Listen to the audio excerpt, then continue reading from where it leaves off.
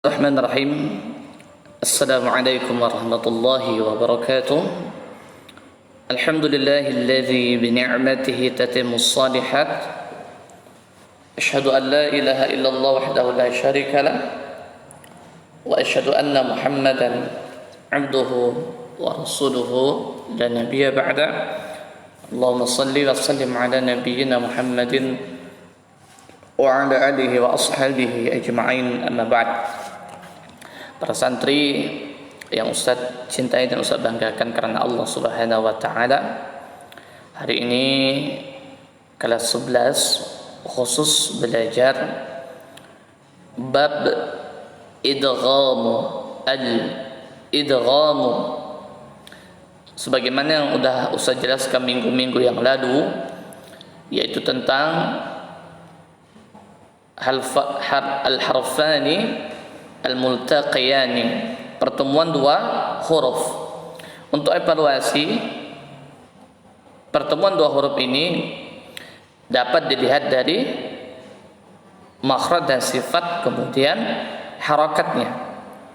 Jadi hanya dua. Yang pertama dilihat dari sisi makhraj dan sifat, yang kedua dari sisi harakat. Adapun yang dilihat dari sisi makhraj dan sifat, maka dia terbagi menjadi arba'atu aqsam, 4 bagian. Yang pertama yaitu mutamatsilain, mutaqaribain, wal mutajannisain, dan muta'abbadain. Itu dari makhraj dan sifat. Adapun yang dilihat dari sisi harakat, dia ada 3, yaitu saghir, kabir, dan mutlaq. Baik, hari ini kita lanjutkan tentang pembahasan al-idgham. Ma makna idgham? Al-idgham يعني اللغة إدخال في شيء. الإدخال التخفيف, itu dia, memasukkan, yaitu secara bahasa al-idkhal, itu dia. Kamisli al-arabi udghimtu sayfa fi ghimadihi, aku telah memasukkan pedang pada sarungnya. Itu maksudnya, itu perkataan orang. Udghimtu, aku memasukkan, adghamtu, aku memasukkan pedang. Wa amma istilahi al-idghamu ay al-lafzu biharfaini harfan katsani musyaddadan. Idgham secara istilah adalah mengucapkan dua huruf menjadi satu huruf, sebagaimana huruf kedua itu yang bertasydid. Artinya begini, idgham ini dia terjadi dua huruf namun dia menjadi satu huruf karena dia memasukkan pada huruf yang kedua, jadi seolah-olah huruf itu menjadi satu. Itu menurut istilah. Adapun fungsi idgham, lihat fungsi idgham yaitu at-tashil dan at-takhfif. Tashil itu memudahkan, takhfif itu meringankan. Maka idgham ini untuk meringankan dan memudahkan kita membacanya. Nanti akan dibahas. Kemudian dilihat dari sisi kesempurnaannya. Sisi kesempurnaannya, lihat, idgham dilihat dari sisi kesempurnaannya. Berarti 3 ini ya. Yang pertama dilihat dari sisi harakat dan makhraj dan sifat, yang kedua harakat, dan yang ketiga dilihat dari sisi kesempurnaannya. Jadi idgham itu ada yang sempurna. Ada berapa? Ada 2. Yang pertama yaitu idgham kamil, sesuai dengan namanya kamila. Kamula yamkul kumula, kamil. artinya sempurna. Kalau akmal lebih sempurna. Ini idgham kamil. Apa itu kamil? Kamil artinya meleburnya mudgham. Mudgham ini huruf yang pertama. Ingat, Ustaz kasih tahu bahwa syarat idgham itu harus terjadi 2 kalimat, tidak bisa 1 kalimat. Jadi idgham ini ada 2 kalimat. Huruf yang pertama mungkin sukun, huruf yang kedua itu berharokat atau dua-duanya berharokat yang kemarin kita bahas. Idgham kamil dari kesempurnaannya meleburnya mudgham huruf pertama itu pada mudgham fih, pada huruf yang kedua, maksudnya zat dan sifatnya secara sempurna. Ya, jadi dia langsung sempurna maksudnya cara membacanya, tidak menyisakan sifat dan zat huruf pertama tadi. Itu kamil. Nanti Ustaz akan berikan contohnya kamil. Yang kedua idgham naqis. Naqis artinya berkurang. Maksudnya meleburnya mudgham fi mudgham huruf yang pertama dan huruf kedua yaitu mudgham fi dari sisi zatnya saja makhrajnya, tapi sifatnya tidak. Zatnya masuk namun dia masih menyisakan sifat. Ini namanya idgham naqis. Baik, kita akan lanjutkan. Ya, sesuai namanya. Yang pertama yaitu pada riwayat Hafs, kita fokus riwayat Hafs jalur Syatibiyah. Ingat, seluruh mutamat selain shaghir, ingat shaghir ya, kecil. Apa shaghir kemarin? Shaghir apa? Bertemunya 2 huruf. Yang pertama hurufnya sukun, yang kedua hurufnya berharokat. Itu namanya shaghir. Dan setiap shaghir, para santri, menurut riwayat Hafs jalur Syatibiyah itu diidghamkan dengan sempurna, yaitu kamil. Ingat ya, seluruh shaghir untuk mutamas lain dalam riwayat Hafs itu dibaca kamil, sempurna. Contohnya apa? Lihat. Wa qad dakhalu. Sempurna kan? Masuk pada huruf kedua. Bal la tukrimun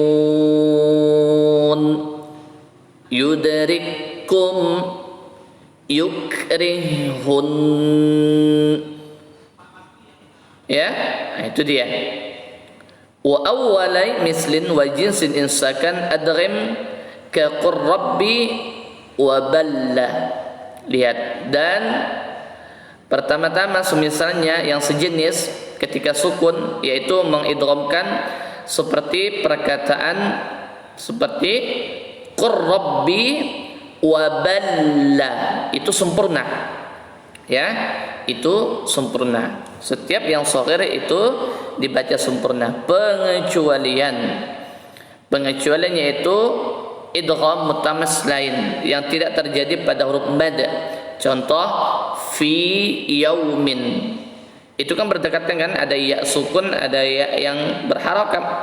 Ini tidak terjadi pada mad. Fi itu mad tabi'i, yaum itu mad lin. Ini tidak bisa diidghamkan, tidak boleh dibaca fi yaumin, tidak boleh. Fi tidak boleh, tapi tetap mad. Fi yaumin tidak boleh fi, ya. Atau qalu wa hum, berarti itu mengidghamkan pada itu tidak idgham. Itu pengecualian ya. Kalau dilihat dari sisi harokat makhraj, dia mutamas lain, namun cara bacanya tetap dibaca dengan izhar, bukan idgham. Jadi perhatikan hati-hati ya.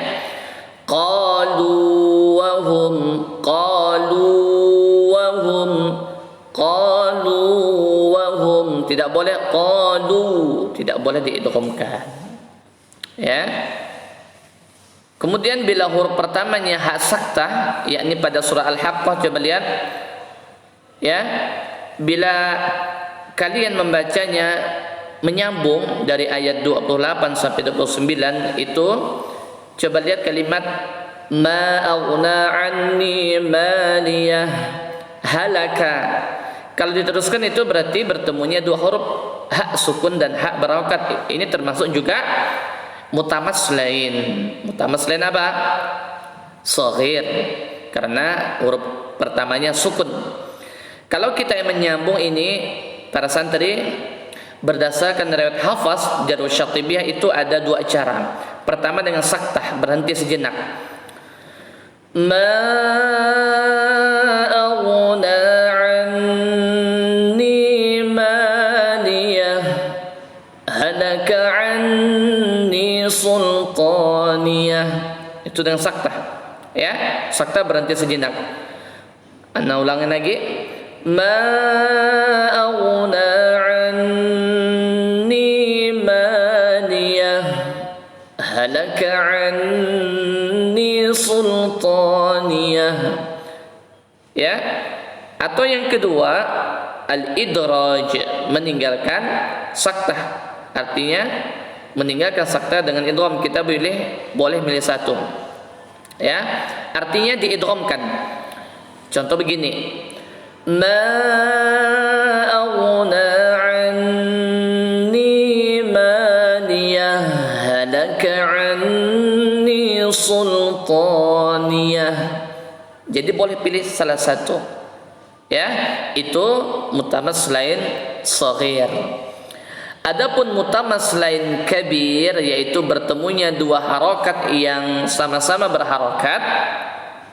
Seperti kalian pernah membaca surah Yusuf ayat 11, la ta'manna, la ta'manna, atau la ta'manna dengan memonyongkan bibir. Itu kalimat la ta'manna itu asalnya la ta'manuna. Yang mana idgham, mana mutamaslainnya? Lihat, itu ada nun tuh, nuna. Nuna itu idgham, itu mutamaslain. Maka ini kabir. Kenapa kabir? Karena dua-duanya berharokat. La ta'manuna. Maka dia untuk riwayat Hafaz itu dibaca dengan ishmam. Lihat, ishmam atau raum atau ikhtilas. Artinya ishmam itu isyarat dengan memonyongkan dua bibir, sedangkan raum artinya membaca dengan sebagian harokat. Ustadz bacakan dengan ishmam. La, coba lihat surah Yusuf ayat 11. Qalu innaka la apa? Innaka ma la ta'manna. Ada tiga cara, ya. Ishmam ada tiga cara. Boleh memonyong. Yang pertama dengan menggunakan nun, kemudian dengan memonyongkan bibir. La ta'manna. Itu yang pertama. Yang kedua, memonyongkan bibir terlebih dahulu sambil dengan menggunakan nun. La ta'manna. Yang ketiga, dengan sempurna memonyongkan bibir dengan mengidghamkan, dengan menggunnah. La ta'manna. Boleh tiganya. Adapun raum menyembunyikan harokat. La ta'manuna, la ta'manuna, la ta'manuna, la ta'manuna. Nah, ya, itu namanya raum. Syekh Utsman mengatakan wajah fi malaka la ta'manna wajahan ismam wa raumun yu'na. Dan juga pada kalimat itu la ta'man itu boleh dibaca dengan dua cara, ismam dan raum. Kemudian surah Al-Kahfi itu makanni, itu makanani. Ta'muruni, awalnya ta'murunani antuhajjuni, awalnya asalnya antuhajjunani layatiyanni, awalnya layatiyannani, ni'imma, awalnya ni'mama. Itu contohnya. Ya. Nah. Sampai di sini dulu. Insyaallah minggu depan kita lanjutkan, ya, masih mutamas lain dibahas sedikit dulu, nanti kalau banyak-banyak tidak paham. Walhamdulillah rabbil alamin. Kurang lebihnya mohon maaf. Subhanakallahumma bihamdika asyhadu an la ilaha illa anta astaghfiruka wa atubu ilaik. Assalamualaikum warahmatullahi wabarakatuh.